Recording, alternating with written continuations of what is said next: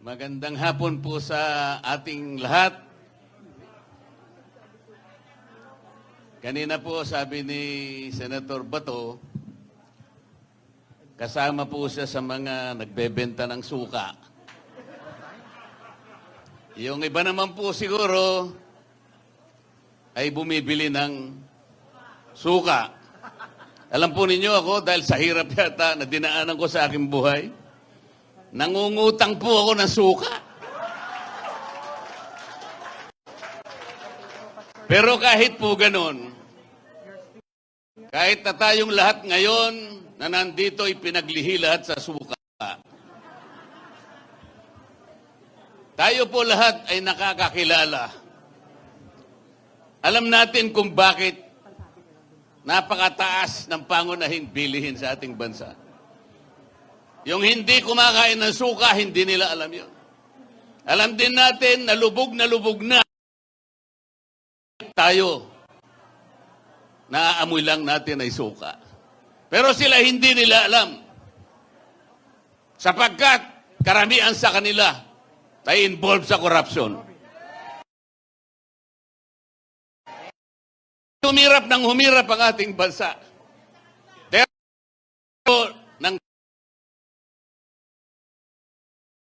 Tingnan po ninyo ang budget nyo ngayon. Budget natin sa taong ito, 6.325 trillion. Pag tinanggal mo po ang 30% dyan, ang dapat na national spending lang natin ay 4.5 trillion. Yun lang ang kailangan natin. Ano yung kanilang projected revenue? 4.8 trillion pesos.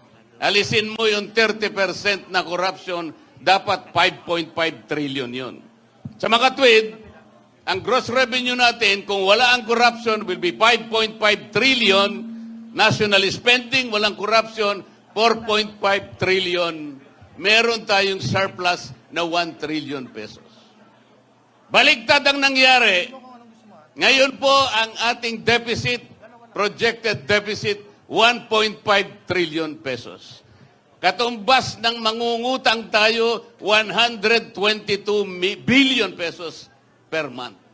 4.2 billion pesos per day or 173 million. Bakit po hindi niya maintindihan yan? Bakit tayo po na ipinaglihilang sa suka ang nakakaintindi nito? Napakalaki po ng problema at hamon na hinaharap ng ating bansa. Ang ginagawa nila ay para pag-awayin ang Pilipino. They impeach the Vice President even if there is no basis for it.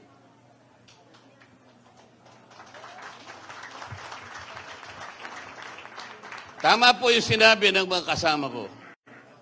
Nung pong nasa Cagayan de Oro kami, sinabi ko na, itaga mo ito sa bato, Senador. I-impeach nila ang Vice President. Nangyari na po. So, ang gagawin nila ngayon, even if the impeachment complaint was a handiwork of the 19th Congress, ang gagawin nila pagdating ng 20th Congress, pipilitin nila na doon nila litisin ang ating Vice President.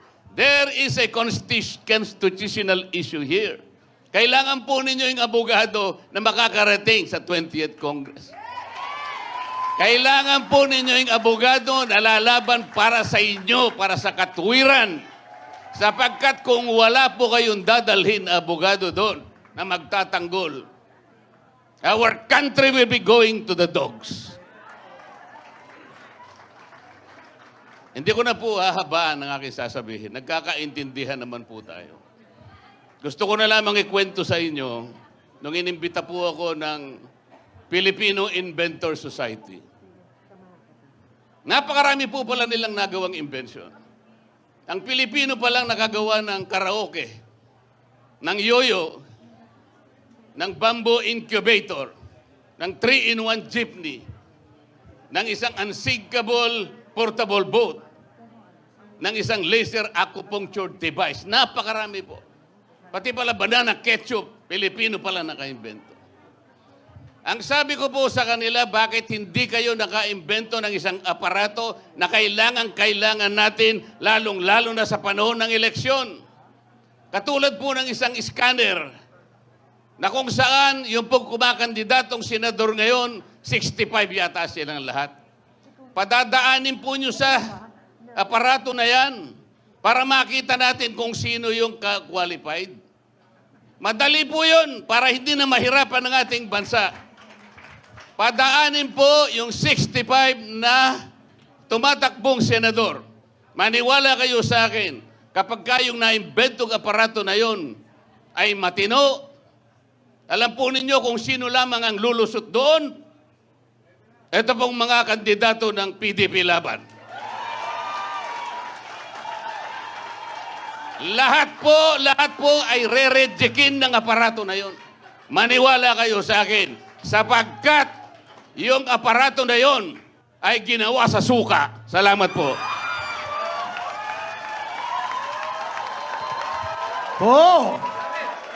Attorney Rodante Marcoleta.